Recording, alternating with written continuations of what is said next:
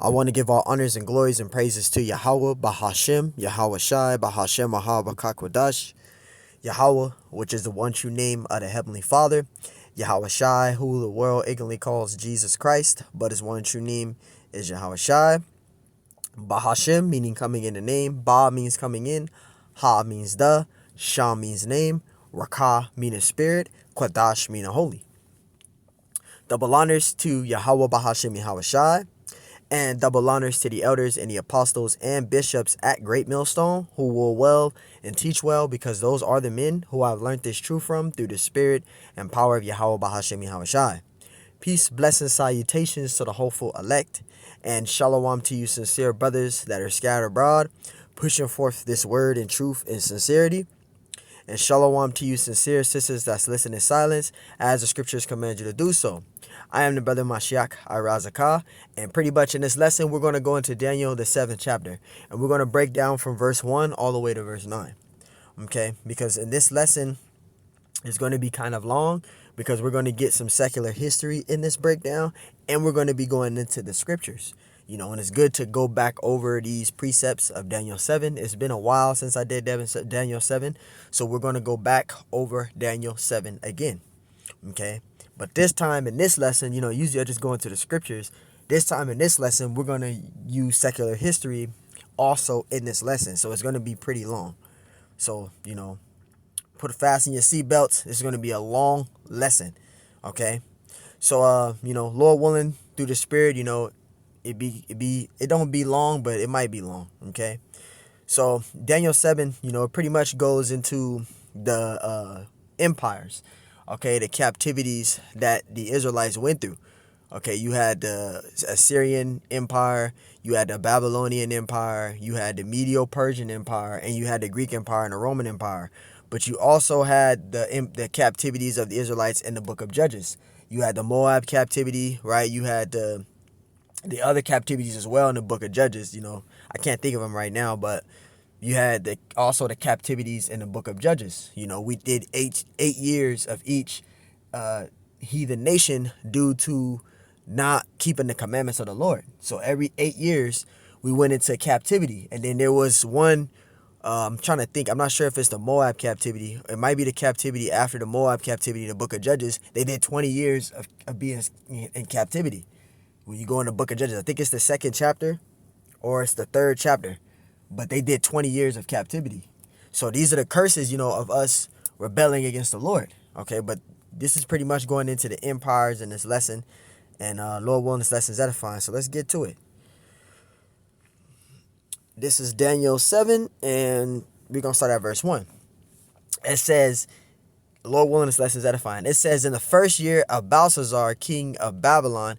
All right, King Belshazzar was the last king to rule in Babylon. Okay, it says in the first year of King Belshazzar, king of Babylon. Okay, King Belshazzar was the last king to rule in Babylon, and we're going to prove that going to Daniel 5, and we're going to start at verse 24.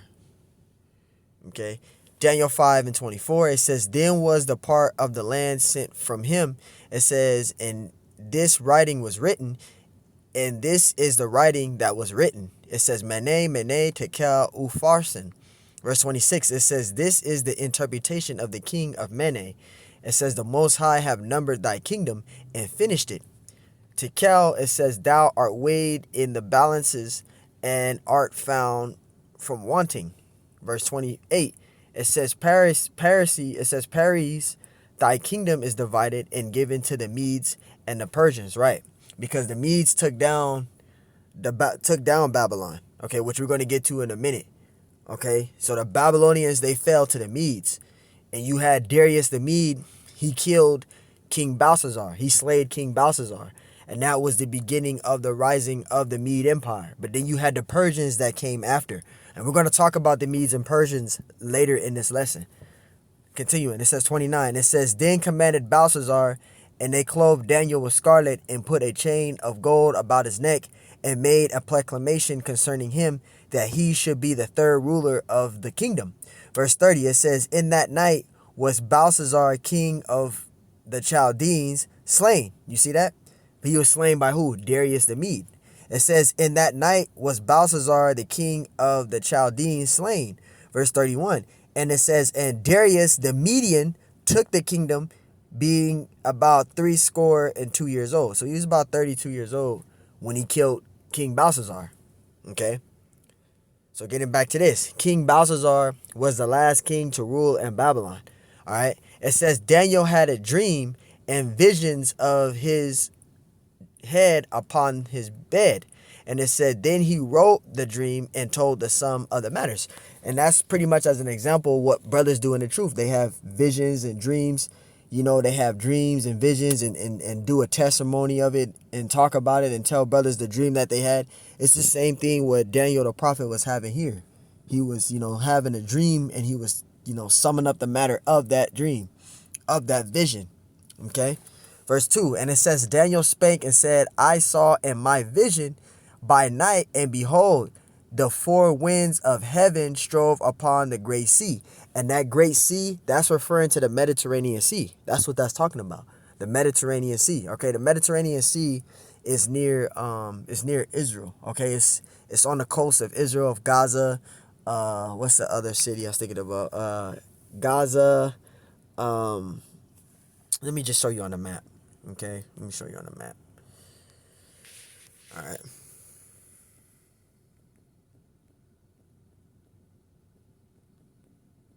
Because for those of you that's new, you guys might not know where the Mediterranean Sea is. Okay, let me show you where the Mediterranean Sea is. Okay, this is the Mediterranean Sea. Now you see where Israel is. You see Israel, Jerusalem, Lebanon. Gaza is on the coast of the edges of Israel. But you see, this is the Mediterranean Sea. You have Egypt, Libya, Tunisia, right? You have Turkey, Greece, Italy, Rome right there. This is the Mediterranean Sea. Okay? I just want to show that for those that are new in the truth. They may not know of the Mediterranean Sea. So getting back to this, Daniel 7 and 2. It says, Daniel spake and said, I saw in my vision by night, and behold, the four winds of heaven strove upon the great sea. And the great sea, that's talking about the Mediterranean Sea. Okay, verse 3, and it says, four beasts came up from the sea, diverse one from another. And the four great beasts, that's talking about the four major empires, which is the Babylonian Empire, the Medo-Persian Empire, the Greek Empire, and the Roman Empire. That's the four great beasts that comes up from the sea. Okay, and divided, it says, and diverse from one another, which we can go down to Daniel 7 and 17 to validate that. This is Daniel 7 and 17. These great beasts, which are four kings, which shall rise out of the earth. And that's talking about the Medo-Persian Empire, the Greek Empire, and the Roman Empire. The Babylonian Empire, the Medo-Persian Empire, the Greek Empire, and the Roman Empire. Those are the four major empires, the four great beasts. I'll say it again. The Babylonian Empire, the Medo-Persian Empire, the Greek Empire, and the Roman Empire. Okay? Reading it again, and it says, and four great beasts, those are the four great beasts, come up from the sea, diverse one from another. Verse 4, and it says, the first like a lion and had eagle's wings. This is representing the Assyrian Empire, okay? Which the Assyrian Empire, they took down Israel around 721 BCE to 722 BCE. In between those two is when they came into power and took down the Northern Kingdom, just giving an example, and they rose into power. You had the Neo-Assyrian Empire, okay? That's talking about, here they are right here, the Neo-Assyrian Empire. All right. And it says, read again, it says, the first was like a lion and had eagle's wings. So when you look at the architecture, okay, of the Assyrian Empire, okay, this is it right here. It says it has a body as a lion and had eagle's wings. This is talking about the Assyrian Empire. Okay, when you look at the art, this is what it's talking about. The Assyrian Empire. Right here. All right. The Assyrian Empire. Going back. All right. It says the first was like a lion and had eagle's wings. That's representing the Assyrian Empire. And it says, and behold, till the wings thereof were plucked. And it says, beheld till the wings thereof were plucked, because that was talking about the rising of the Babylonian Empire. Okay. The Babylonian Empire took down the Assyrian Empire. They took down the Assyrian Empire. Okay. And it says the Babylonian Empire, specifically under King Nebuchadnezzar II, officially brought down the Assyrian Empire, with the final blow occurring around 612 BC and in 586 BC. So in between the two of 612 BC and 586 BC, the Babylonians conquered Jerusalem. It says, making a significant event in their rise to power and the downfall of Judah as a kingdom. It says this event is often referred to as the Babylonian captivity in the Bible, which we're reading about right now. So you had the Babylonian Empire. Now the Assyrian Empire, that was of the northern kingdom. Okay, so the northern kingdom fell, and they were taken down by the Assyrian Empire in 721 to 722 BCE. Okay, they were taken and exiled to Assyria. Okay, but not all of them did. Now, as a kingdom, the northern kingdom fell, but you still had a remnant that was still there. So there was no more northern kingdom, but you still had a remnant of the northern kingdom there. But them as a whole, as a kingdom, they were taken down by the Assyrian Empire, by the Neo-Assyrian Empire. Okay, so you had the southern kingdom left, and then the southern kingdom went off. They sinned, and then Nebuchadnezzar came in there. So you see that? So that's why it says marking a significant event in their rise to power and the downfall of Judah as a kingdom. This event is often referred to as the Babylonian captivity in the Bible. See, so that the Babylonian Empire, that's of the southern kingdom went through that. The Babylonian Empire, the Medo-Persian Empire, the Greek Empire, the Roman Empire, that's all southern kingdom that went through that. But you see that? It says the defeated empire, the Assyrian Empire. Okay, Nebuchadnezzar, they took down the Assyrian Empire, fell to the Babylonian Empire. It says conquered forces, the Babylonian Empire led by Nebuchadnezzar, defeated empire, the Assyrian Empire. The key date of Jerusalem's fall was in 586 BC. That's when Nebuchadnezzar came in. It says significance. It says this marked the destruction of the first temple in Jerusalem and the exile of the Jews, talking about the Israelite people of Babylon. And that was in 586 BC. So you had the Babylonian Empire that took down the Assyrian Empire, and the Assyrian Empire fell to the Babylonian Empire. So when it says, and I beheld to the wings thereof was plucked, that's what that's talking about. And it says, and it was lifted up from the earth and made stand upon the feet as a man, and a man's heart was given unto it. And this is talking about Nebuchadnezzar. Okay, that's who that's talking about, because Nebuchadnezzar was mighty. Okay, let me see if I can get him. Here it is. Nebuchadnezzar. We're going to read about Nebuchadnezzar. He was great. He was mighty in his time. It says Nebuchadnezzar, born 63 and died in 561 BCE, was the second and greatest king of the Chaldean dynasty of Babylonia. It says it reigned in 605 to 561. He was known for a military might and speculator of his capital Babylon and his important part in the Israelite history. So there you go. That's who that's talking about. So when you read the scriptures and it says, and it was lifted up from the earth and made stand upon the feet as a man, and a man's heart was given unto it, that's talking about Nebuchadnezzar, because he had might, his military might. He was one of the greatest kings, mightiest kings of that time. And he was great and mighty in his time. So that's talking about Nebuchadnezzar. All right. So the Assyrian Empire fall into the Babylonian Empire. That's one empire. Okay. That's one empire. Don't look at Assyria and Babylon as two different empires. No, the Assyrian Empire and the Babylonian Empire, that's one empire. So you had the Babylonian Empire, because the Assyrians ruled Babylon first. The Assyrians ruled Babylon, and then the Chaldeans, the Babylonians, took down the Assyrians. So that's one empire. You got the Babylonian Empire. That's one empire there. Now, this is the second empire. It says, and behold, another beast, a second. Now another beast, the second, that's talking about the Medo-Persian Empire. But the Medes came first, which we're going to get into right now. It says, behold, another beast, a second, like unto a bear. This is representation of the Medes, the Medo-Persian Empire. Okay, but you had the Medes that came first, then the Persians. It says, like to a bear, and it it rised up itself on one side, because you had one that rised up on one side. You had one empire mightier than the other. You had the Medes, and then you had the Persians, who were mightier than the Medes. Okay, the Persians took down the Medes. Okay, which we can get right here. This is I got so many, bear with me. We're gonna start with the Medes. So that one, it says the second beast. This is talking about the Medo-Persian Empire, but the Medes came first.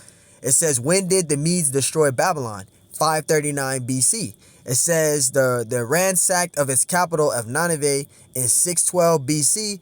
Then Cyrus the Great of the Persia defeated King Astyages of Media in 550 BC and then conquered Babylon in 539 BC. You see that? So the Medes took down the Babylonian Empire, which goes back to King Belshazzar. King Belshazzar was the last king to rule Babylon, and he was killed by who? Darius the Mede. Remember I talked about that earlier. I said we're going to get into it later in the video. So you had Darius the Mede, who took down and killed King Belshazzar.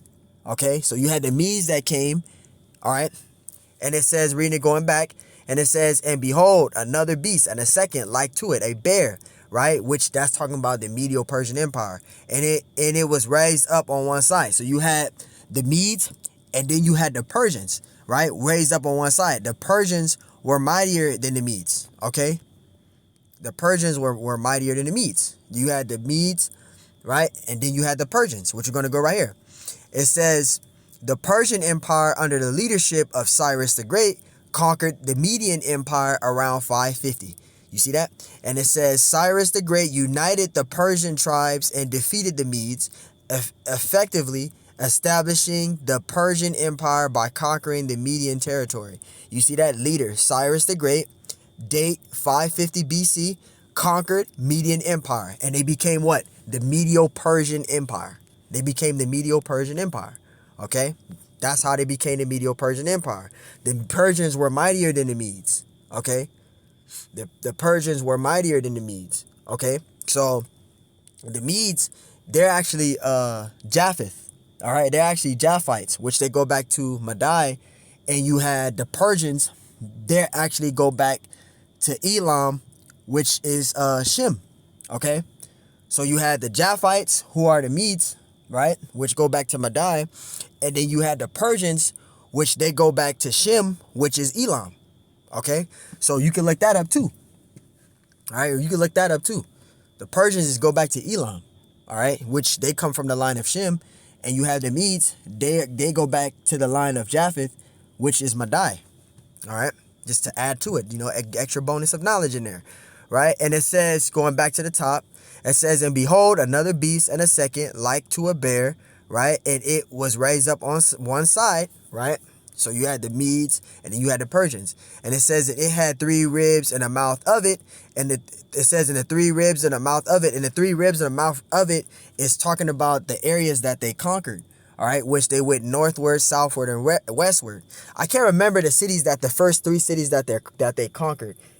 It's been a minute going into that. I think it was, I can't think of it off the top of the head. It's been a minute. I was studying Daniel 8, but I can't think of it right now. I'll probably add that to a bonus in my next video, going into that, of the areas that they went to. They went northward, westward, and southward, which I'm going to get right now. But I can't remember the cities that they conquered. I'm gonna bring that out probably prior in the future.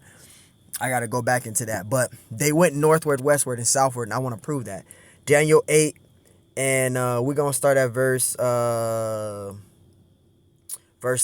It says, then I lifted up my eyes, and this is Daniel the prophet. This is the vision that he said also. He had the same vision. It says, then I lifted up my eyes and saw, and behold, there stood before the river a ram which had 2 horns. And the ram with 2 horns is talking about the Medo-Persian Empire. You had the Medes and you had the Persians, and the Persians were mightier than the Medes, right? And it says, which had 2 horns, and the 2 horns were high, right? But one was higher than the other. And the reason the one that was higher was the Persians. They were mightier than the Medes, right? And it says, and the higher came up last. And the higher that came up last was the Persians, all right? It was the Persians that came up last, right? And we can prove that right here. Verse 20, it says, the ram which thou having two horns are the kings of Media and Persia, the Medo-Persian Empire. So that's who that's talking about when you go to Daniel 7 and 5. So the ones that's raised up on one side, that's talking about that.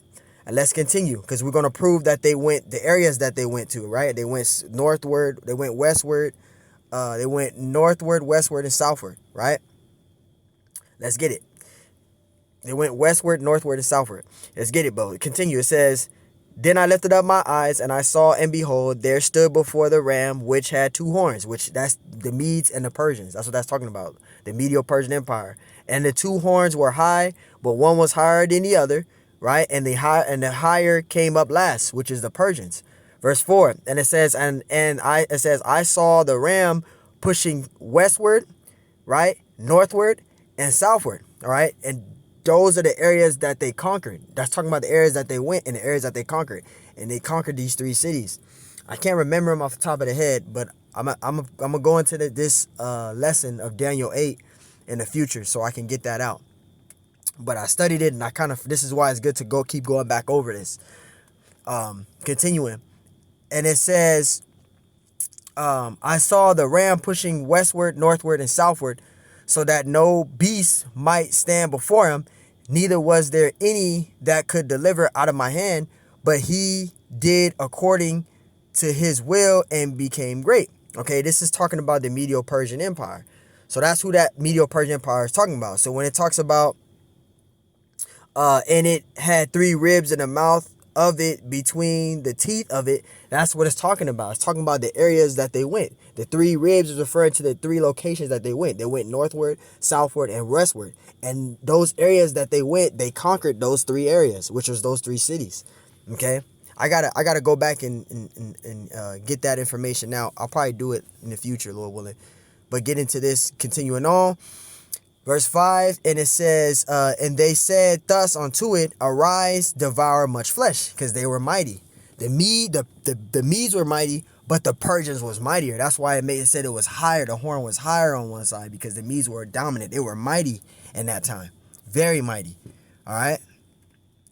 Continuing in verse 6, and it says, after this I beheld, and lo, like a leopard. All right. And this is talking about the Greek Empire. And that leopard is referring to the Greek Empire, which is talking about Alexander the Greek. He's that leopard. All right. Which we're going to get right now. And it says the Greek Empire under the leadership of Alexander the Great, which that's that leopard, the rising of the Greek Empire, which was Alexander the Great, right? And it says effectively brought down the Median Persian Empire around 331 BC.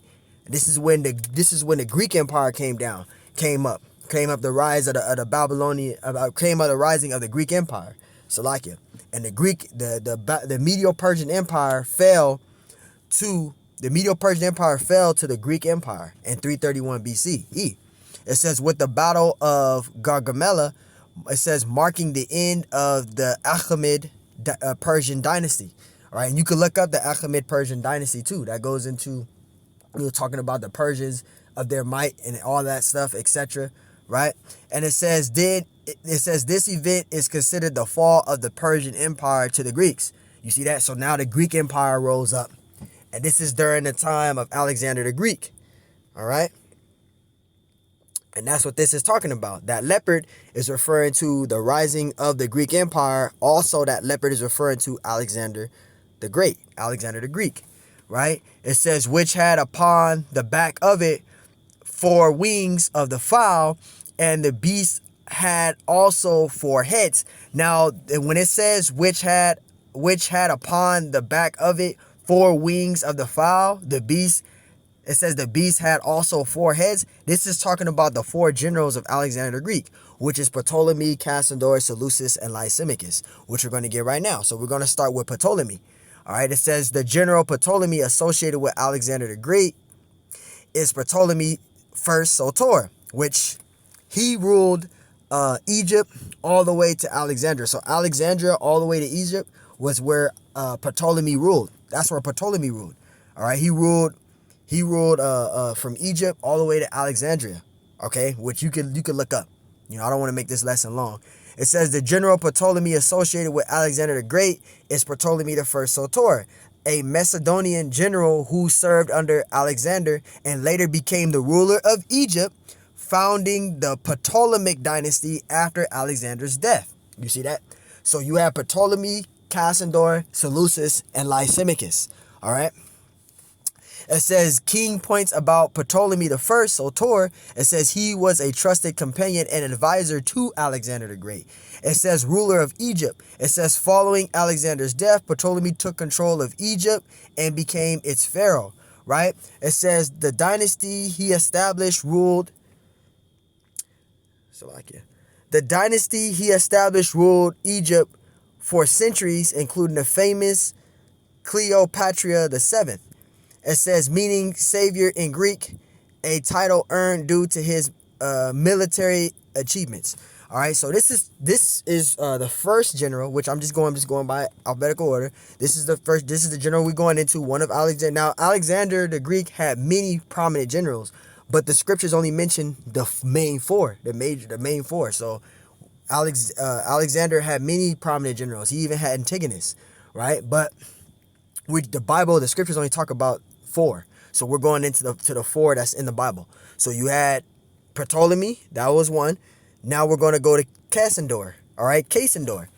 It says Cassander 358 to 297 BC was a Macedonian general and king who was involved in the Diadochi Wars. Because in the Diadochi Wars, you have Ptolemy, Cassander, Seleucus, and Lysimachus, right? You have all of these generals. They all tried to, after the death of Alexander the Great, they all tried to, pretty much try to conquer, and they start going into war with each other. When you go into the Diadochi Wars, after the death of Alexander the Great, they all had a piece of area of land that they ruled, and they pretty much start going up against each other. When you go into Diadochi Wars, it talks about that.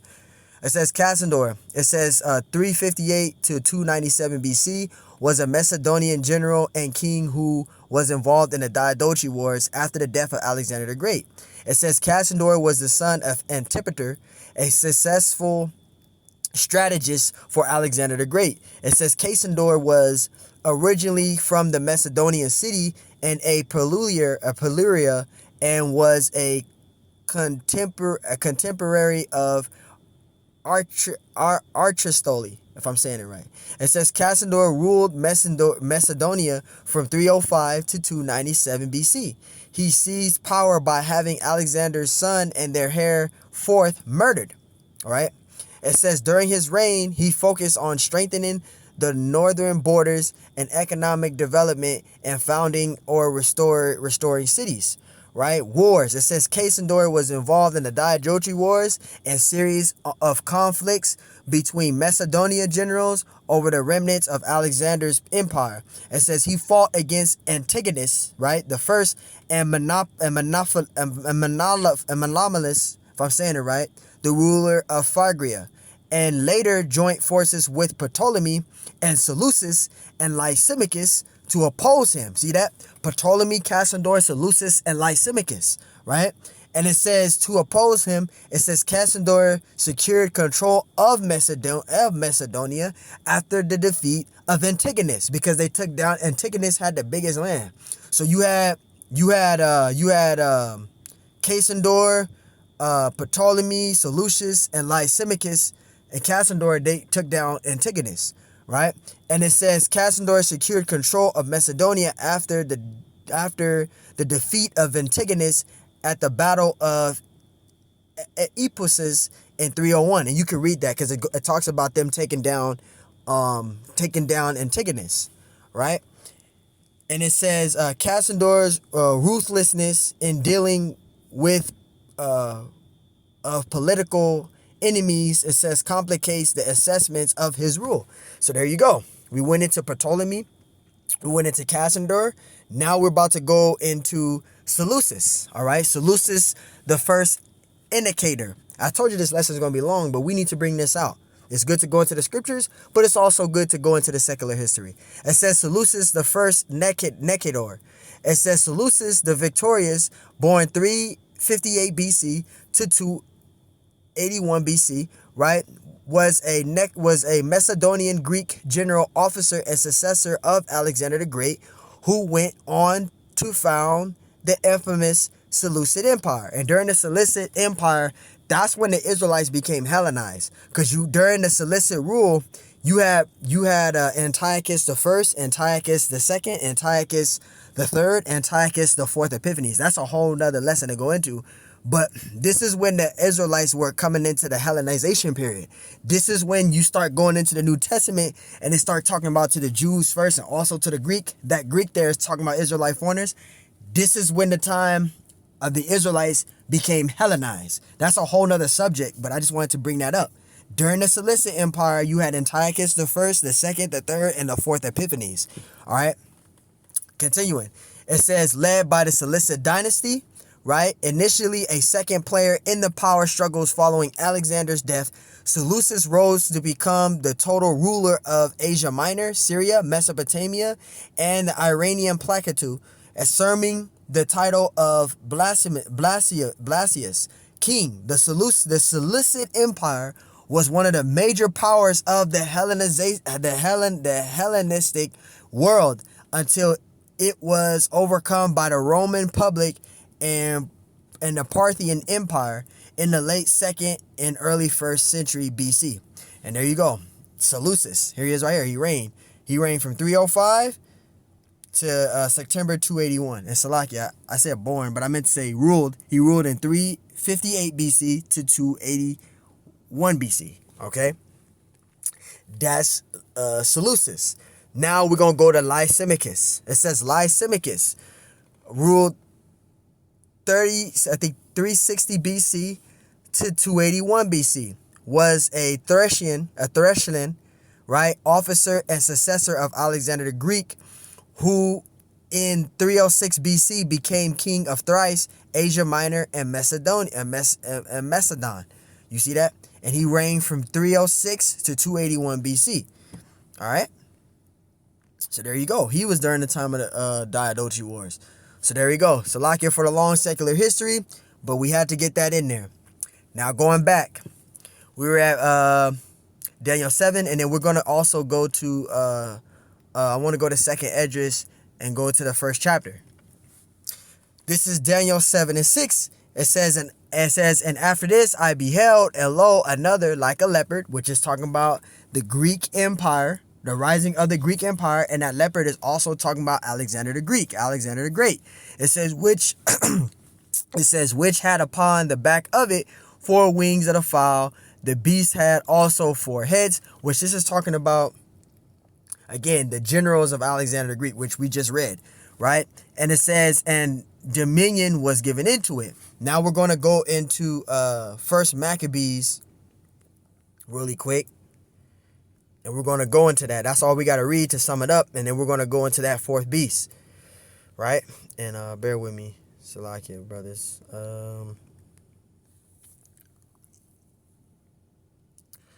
This is... go to 1 Maccabees. This is 1 Maccabees 1. And we're going to start at verse 1. 1 Maccabees 1 and 1. And it says, and it happened after that Alexander, son of Philip, the Macedonian, who came out of the land of Chittim, had smitten Darius, king of the Persians and the Medes. It says that he reigned in his stead, right, the first over Greece. So this is the rising of the Greek Empire, which we read in Daniel 7 and 6. Verse 2, it says, and made many wars and ran many strongholds and slew the kings of the earth, right? And I want to go into Salakia. I'm doing all of this, but the areas that Alexander the Great ruled.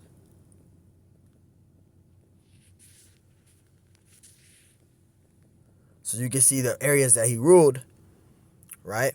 These were the areas that Alexander the Great ruled. Okay, these are the areas here. All right, now when Alexander the Greek died, his generals had parts of this area that Alexander ruled. It was split up into their areas of what they conquered. You had Ptolemy ruling Egypt. You had Lysimachus ruling Asia Minor. You had all of these men ruling Macedonia, and all these generals ruling these areas after the death of Alexander the Greek. But this is the areas that Alexander the Greek ruled and conquered during his time. As you see, Persia, you see that? Media, right? Mesopotamia, Egypt, right? Macedonia over there, right? You had Alexandria there. You had Gaza. These are the areas that Alexander Greek ruled. Babylon, he ruled Babylon. You see Babylon right there. You see that? These are the areas that he ruled and he conquered. All right. I just wanted to add that in there so you can see the areas that he ruled. And that's why he was mighty, because they took down all, Alexander the Greek took down all that and conquered all of that. So when it says that he made many wars and reigned many strongholds and slew the kings of the earth, he conquered all of that by doing that, right? Verse 3, and it says it went through the ends of the earth and took spoilers of many nations, insomuch that the earth was quiet before him, whereupon he was exalted and his heart was lifted up. Verse 4,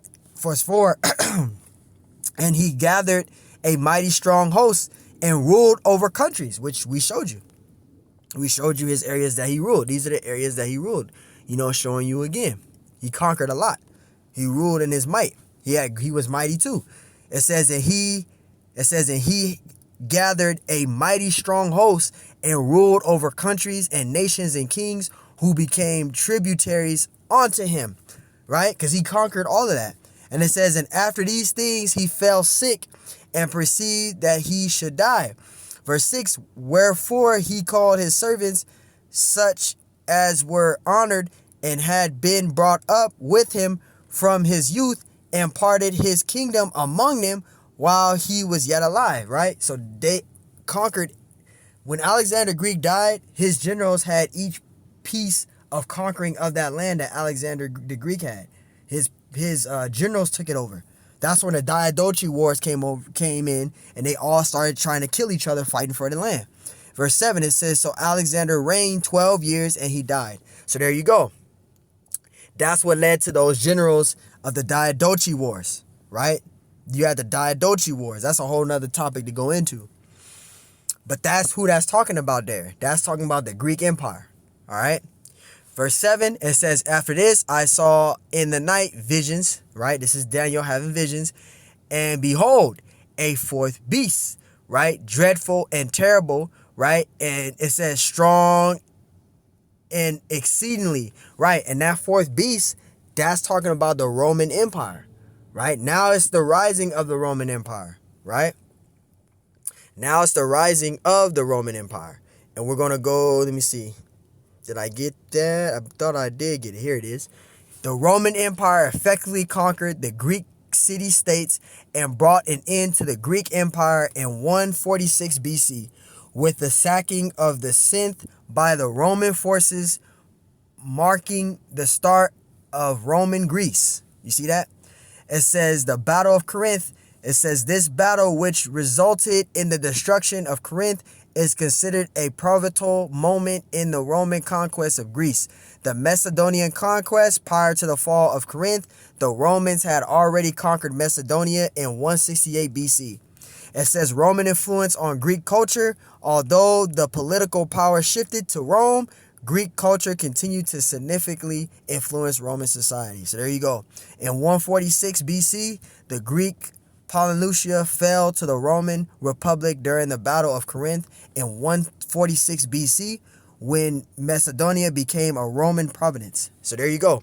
The Greeks fell to the Roman Empire. Now that fourth beast is the rising of the Roman Empire. And the Roman Empire, they had great iron, which I should have got too. Right? Which we're going to get right here.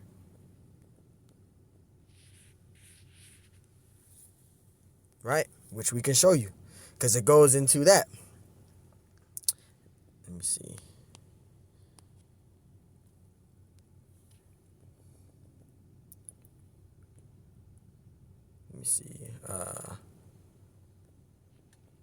Because I just want to show you the Roman. See?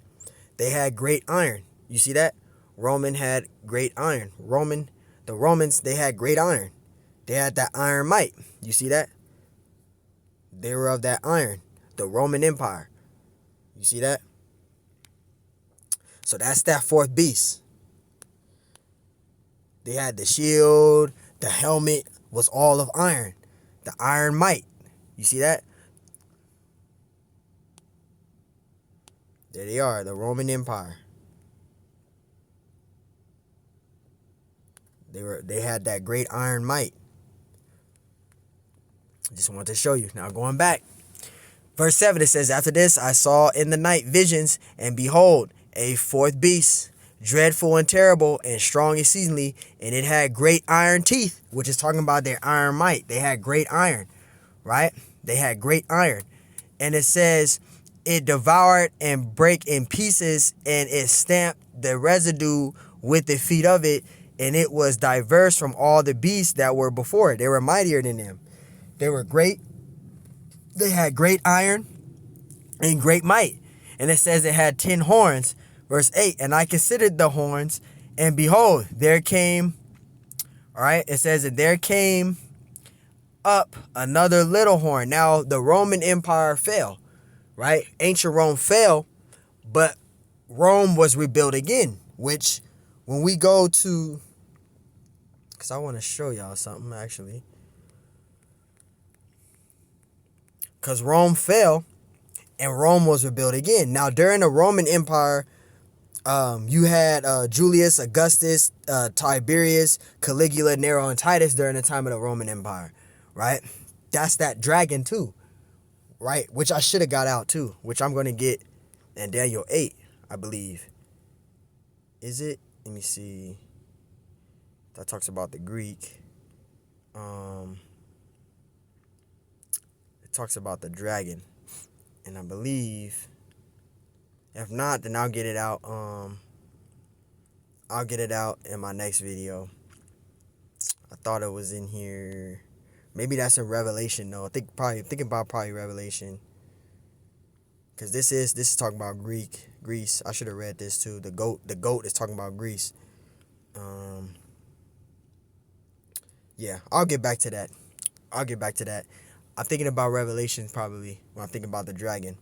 So Salakia. It happens though, because I be, studying Daniel 7, then I go to Daniel 8, then I go to Daniel 2, then I go to Revelation. Because Daniel 2, Daniel 7, Daniel 8, Revelation 13, Revelation 17, Revelation 18, that all lines up with Daniel 7. That all lines up together. So Salakia, continuing. All right, I just want to make sure I got everything down packed in this lesson this time. Salakia, getting back to it. I'll just get back to it. I'll do a lesson in the future. Verse 8. So the Roman Empire did fall, but they wind up having a revival of the Roman Empire, which goes to that iron and clay, which I did in Daniel 2 a while back, which is those divided kingdoms, right? But that Roman Empire fell, and then it became Rome again, which is this place called America, which is the revival of the Roman Empire, which is that iron and clay, right? Verse 8, it says, I considered the horns, and behold, there came up among them another little horn, which that little horn, that's talking about America, okay? And it says before whom there were 3 of the first horns plucked up by the roots, and the 3 horns that was plucked up by the roots was the French, the Spanish, and the British, right? Which we can get that right here. I believe I had that here somewhere. Here it is right here. It says, comparing the French, the British, and the Spanish Empire, the British was generally considered the largest, encompassing a significant wider territory and population at its peak, followed by the French Empire and then the Spanish Empire, which was particularly dominant in the early modern period. It says especially in Americas, but ultimately smaller and over rival, it says, reached then the other 2. It says the British Empire, considered the largest empire in history, controlling a vast territory across the continents, often referred to as the empire on which the sun never sets due to its global reach. The French Empire, it says French Empire primarily forced on colonial territories in Africa and in parts of Southeast Asia, becoming the second largest and colonial empire beyond the British. The Spanish Empire, known for its early dominance in Americas, right? Predominantly in the South America, with a larger focus on precious metals like silver, but with a smaller overall colonial footprint compared to the British and French. And I got that out because that's who that's talking about there. All right, and that little horn is America. America became its own empire after the British War. All right, America became its own empire, which was the revival of the Roman Empire. All right, and it says up upon them another little horn, before whom there were 3 ribs. It says Salakia, where there were 3 of the first horns plucked up by the roots, and that's the Spanish, the French, and the British, which you just read. That's the roots that were plucked up.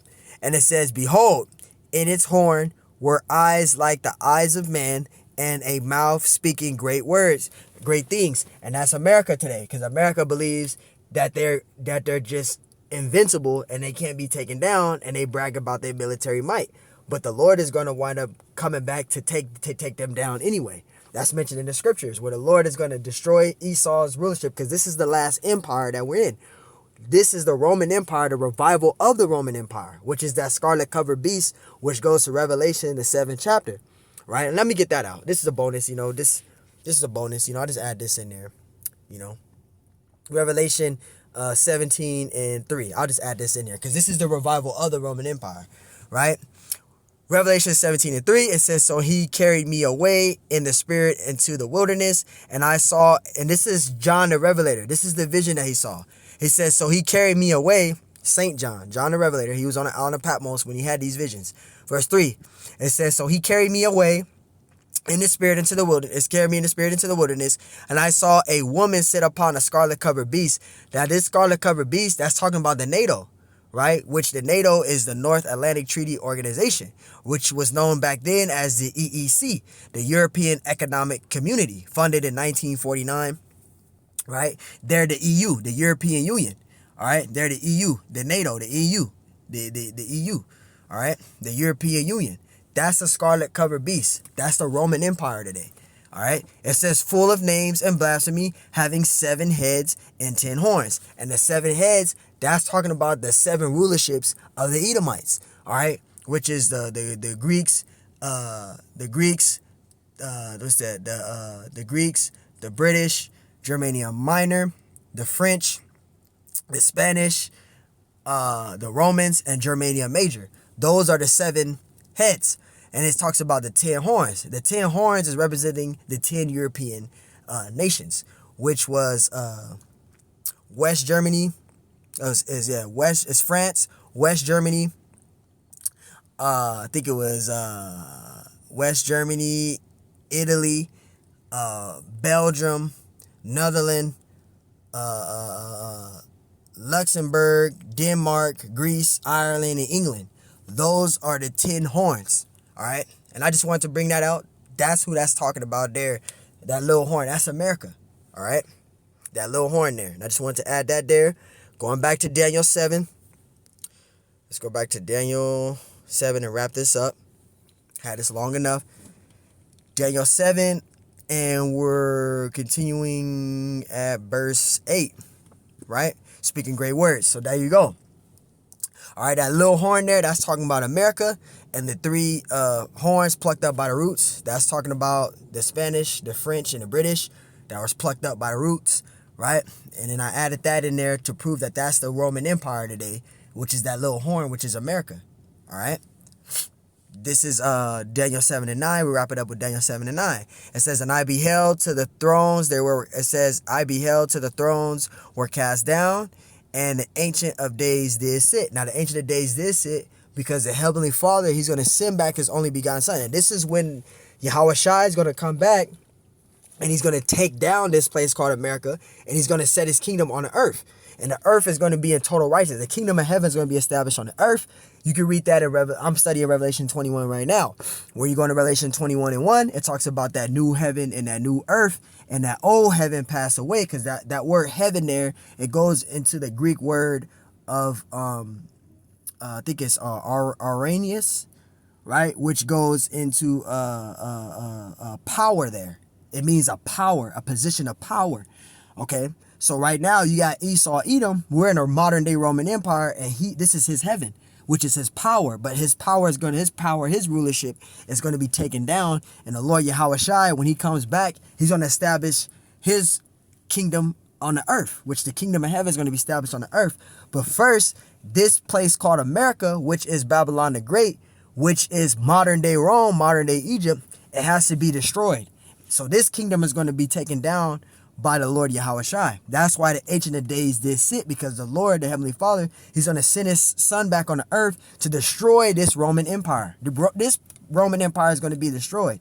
All right. Ancient of Days did sit, whose garment was white as snow, and the hairs of his head like the pure wool. Now, this is talking about the Heavenly Father Yahweh. Okay. He's a so-called black man, and the only begotten son, Yahweh Shai, is a so-called black man. All right. It says, and the hair of his head like the pure wool. His throne was like the fiery flame, and his wheels like a burning fire. And that burning fire there, that's talking about the chariots, okay, which is mentioned in Revelation 14:14. It talks about the Lord Yahweh Shai coming back like a sharp sickle, right? He says that he's not going to come back as a man, right? The Lord Yahweh Shai not coming back as a man. He coming back in the chariot, and he's going to blow fire from those chariots. Those angels and Yahweh Shai is going to come back, and they're going to come like a sharp sickle, and they're going to come with those wheels of burning, which is those chariots. All right, so that's what that's talking about. So, hey, that pretty up wraps it up with that. I want to give all honors and glories and praise to Yahweh Bahashim Yahweh Shai, Bahashim Yahweh Kakodash.